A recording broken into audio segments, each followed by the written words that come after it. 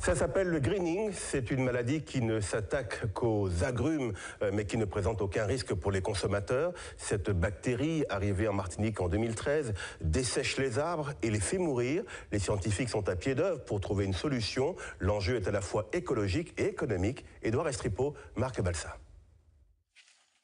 Henri-Elisabeth Marie-Françoise est pour le moins dépité. Cet agriculteur exploite 6 hectares de terre, dont 3 plantés en agrumes.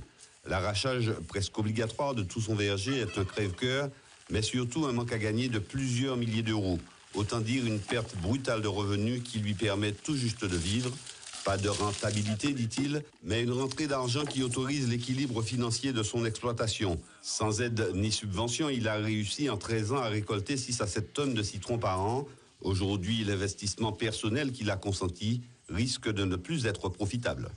Pour le moment, ce qu'on nous dit, on va faire une demande pour savoir si cela peut être subventionné. Mais pour le moment, il n'y a pas de caisse ni d'endroit qui pourrait nous dire on va vous donner 5 euros, 100 euros, rien du tout. Alors moi, je sais pourquoi je suis député, moi je ne sais quoi faire.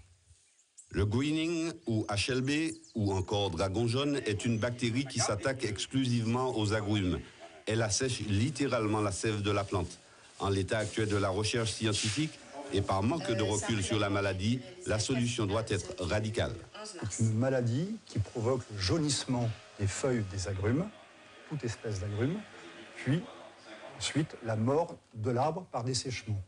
C'est une maladie qui est provoquée par un petit moucheron qu'on appelle le psylle et qui donc transporte une bactérie qui va contaminer les arbres. Lorsqu'il va venir sucer la sève des arbres, il va venir contaminer les arbres. Aucun traitement probant pour l'instant, mais un arrachage systématique pour replanter des arbres sains et certifiés autorise un relatif optimisme. Et puis une autre technique pourrait permettre d'endiguer le phénomène de contagion. On a des traitements chimiques pour essayer d'éradiquer ce psylle. Nous avons également un parasite qui vient naturellement attaquer les larves du psylle et donc va le détruire. Aujourd'hui, les populations de psylles ne sont pas très conséquentes.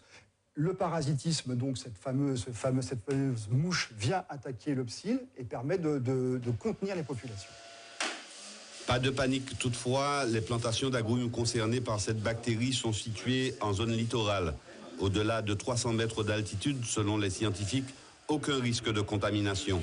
Quoi qu'il en soit, 2 problèmes sont aujourd'hui posés, celui de l'indemnisation et des choix stratégiques futurs. 5 000 euros l'hectare pour l'arrachage pur et simple, pas suffisant, disent les agriculteurs. Le déclassement de la maladie pour une gestion plus souple par les agriculteurs eux-mêmes.